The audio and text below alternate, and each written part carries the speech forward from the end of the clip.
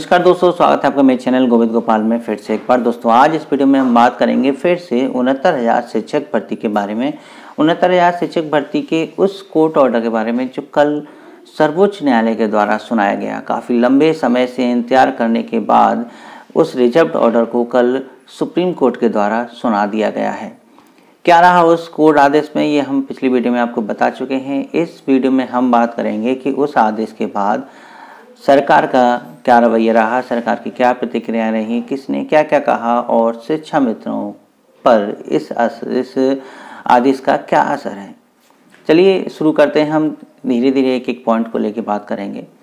सबसे पहले हम यही बताएं कि कोर्ट ऑर्डर क्या था संक्षेप में। तो कोर्ट ऑर्डर यही था कि हाई कोर्ट के आदेश को बहाल किया गया, जिसमें 60-65 कट ऑफ को ही बरकरार रखा गया है सुप्रीम कोर्ट के द्वारा, और 40-45 कट ऑफ जो शिक्षा मित्रों की मांग थी उसको नकार दिया गया है।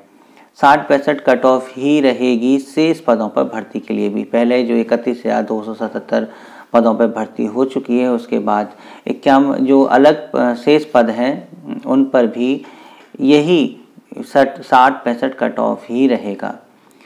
सुप्रीम कोर्ट ने एक कह लीजिए आदेश नहीं कहेंगे हम इसको, उन्होंने अपने 67 पॉइंट पर ये लिखा है कि वी होप, वो आशा करते हैं, सुप्रीम कोर्ट उम्मीद करती है कि राज्य सरकार, जैसे कि उन्होंने अपने पैरा में 34 में कहा है कि वो आगामी आने वाले 51,000 पदों की भर्ती पर शिक्षा मित्रों को एक मौका और देगी। तो उसी के आधार पर उन्होंने भी ये कहा है कि सुप्रीम कोर्ट ने कि हम उम्मीद करते हैं कि जैसा कि सरकार ने कहा वो शिक्षा मित्रों को अगली भर्ती में मौका दे।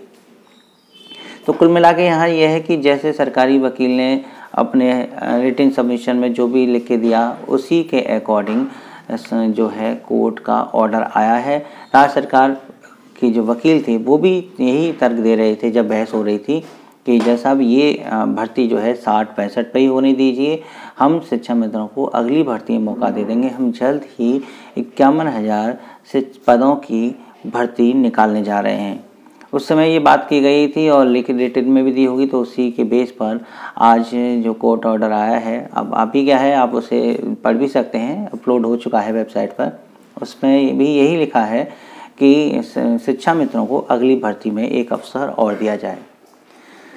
तो यहाँ बात आती है कि शिक्षा मित्रों को अगली भर्ती तक फिर से इंतजार करना होगा, और जो शिक्षा मित्र अभी तक टेट पास नहीं कर पाए थे वो टेट पास करके इस एक और शिक्षक भर्ती में आवेदन कर सकते हैं। तो एक तरह से शिक्षा मित्र के एक बड़े वर्ग के लिए ये अवसर मिल गया है कि वो अगली आगामी भर्ती पर जो आवेदन कर सकते हैं। दूसरा ये कि जो 32,000 शिक्षा मित्र टेट पास थे, इसमें जिन्होंने इस भर्ती परीक्षा में जो आवेदन किया था और लगभग 40-45 पर पास भी थे, उनके लिए तो बहुत ही बुरी खबर है। उनके लिए तो बहुत बड़ा झटका है कि इतने लंबे समय का इंतजार करने के बाद भी फैसला उनके पक्ष में नहीं आया। लेकिन यहाँ पर भी बात यही आती है कि जो अवसर दिए देने की बात कही है सुप्रीम कोर्ट ने या राज्य सरकार ने ओरली रिटन में जो भी जितने भी संक्षेप में कहा कि हम अगली भर्ती मौका देंगे, उसमें भारांक शामिल है या नहीं सही, ये राज्य सरकार के ऊपर डिपेंड रहेगा। और किस में छूट मिलेगी, शायद शिक्षा मित्रों को उम्र में छूट देके अगली भर्ती में आवेदन करने के लिए अवसर दे दिया जाए, या आवेदन करने के बाद भारांक भी मिलेगा। कुछ कल मेरी वीडियो पे कमेंट किया था कि भारांक देने की बात कब कही गई है सुप्रीम कोर्ट में। तो ऐसी बात नहीं है। जब शिक्षा मित्रों के पास 18 वर्ष का अनुभव है और उन्हें उम्र में छूट दे के अगली भर्ती में आवेदन करने का अवसर दिया जाएगा तो भारांक भी वो सरकार देगी। इतना नहीं कि बिल्कुल ही एक चीज़ को छोड़ दें और एक चीज़ को ले लें। जैसे पहले भर्ती मौका मिला है वो शायद मिलेगा। तो भारांक पूरा मिलने की संभावना है अगली भर्ती में। बिना भारांक के अवसर का क्या फ़ायदा। तो ये है कि सरकार की इच्छा के ऊपर है। हृदय दुबे जी जो प्रदेश अध्यक्ष हैं शिक्षा में संगठन के भी, तो उनका भी अब यही कहना है। उनकी भी एक पोस्ट आई जिसमें उन्होंने कहा कि अब भी शिक्षा मित्रों के पास समय है और सरकार के निगाह में कोई भी ऐसा काम ना करें कि सरकार के कोप का जो भोगी है वो शिक्षा मित्रों को बनना पड़े। विरोध ना करें और सरकार से अनुग्रह करके कैसे भी नई शिक्षा नीति में अपना स्थान अपना सुनिश्चित करें। इस अगली भर्ती के लिए अपना रास्ता साफ करें। सब कुछ सुप्रीम कोर्ट ने भी राज्य सरकार की दया पर ही निर्भर कर दिया है। आदेश भी यही कहता है कि आप राज्य सरकार की दया पर निर्भर हैं, वो आपको अगली भर्ती में मौका दे या ना दे।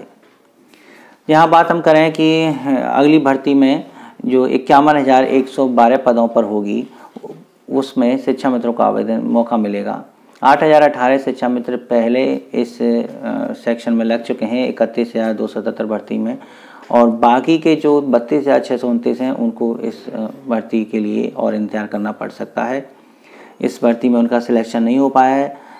2 भर्तियों में लगभग 15,000 शिक्षा मित्रों को नियुक्ति मिली है, ये कहना है माननीय बेसिक शिक्षा मंत्री जी का। उन्होंने कहा है कि हम अब तक लगभग 15,000 शिक्षा मित्रों को नियुक्ति पत्र दे चुके हैं, जिसमें से 7,224 शिक्षा मित्रों को पहले 68,500 शिक्षक भर्ती में नियुक्ति मिली थी और 8,018 शिक्षा मित्र इस भर्ती में चयन हुए हैं 31,000 वाली में। तो अब तक 15,000 शिक्षा मित्रों को जॉब मिल चुकी है इस शिक्षक की स्थायी तौर पर। तो यहाँ पर शिक्षा मित्रों के लिए तो ये बात रही, लेकिन माननीय मुख्यमंत्री जी ने जो नियुक्ति पत्र की बात कही है वो कही है कि हम जल्द से जल्द चयनित अभ्यर्थियों को, जो चयनित हो गए हैं, जो 60-65 पर इस शेष पदों पर भी चयनित हो जाएंगे, उनको हम जल्द से जल्द नियुक्ति पत्र देने की कोशिश करेंगे। अड़चन ये है कि 1 दिसंबर से जो है एमएलसी के चुनाव होने जा रहे हैं प्रदेश में, तो एमएलसी के चुनाव की वजह से आचार संहिता लगी हुई है, जिसकी वजह से वो इतनी जल्दी इसमें नियुक्ति पत्र नहीं दे सकते हैं। लेकिन सरकार का कहना है कि हम निर्वाचन आयोग से अनुमति लेके भी नवंबर के लास्ट वीक में या दिसंबर में ही नियुक्ति पत्र देने की व्यवस्था अभ्यर्थियों को कोशिश कर रहे हैं, ताकि जल्द से जल्द शिक्षकों की कमी को पूरा किया जा सके और बच्चों की उच्च गुणवत्ता शिक्षा पर कोई भी समझौता ना करना पड़े। जल्द ही शिक्षकों की भर्ती भी पूरी कर दी जाएगी, चाहे उसके लिए निर्वाचन आयोग से अनुमति ही क्यों ना लेनी पड़े। तो ये जो है तमाम आज के मीडिया में भी आपने पढ़ा होगा, ये सब जो है बेसिक शिक्षा मंत्री और माननीय मुख्यमंत्री जी के द्वारा कहा गया है।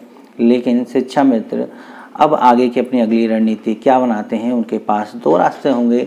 या तो शिक्षा मित्र आंदोलन का मार्ग अपनाकर सरकार से मांग करेंगे कि वो जल्द से जल्द हाई पावर कमेटी को उजागर करें। जो दिनेश शर्मा जी की हाई पावर कमेटी है वो अभी तक शिक्षा मित्रों के सामने नहीं आई है, तो उसको उजागर करने के लिए या तो वो आंदोलन करेंगे या फिर से सरकार से एक बार और अनुनय विनय करके उस कमेटी की रिपोर्ट को उजागर करके शिक्षा मित्रों के भविष्य पर जो धुंधलापन छाया हुआ है उसको साफ करें, स्पष्ट करें कि बचे हुए शेष शिक्षा मित्रों का भविष्य में क्या तय है, क्या स्थिति है, वो सब स्पष्ट हो जाएगी बेसिक दिनेश शर्मा जी की कमेटी के द्वारा।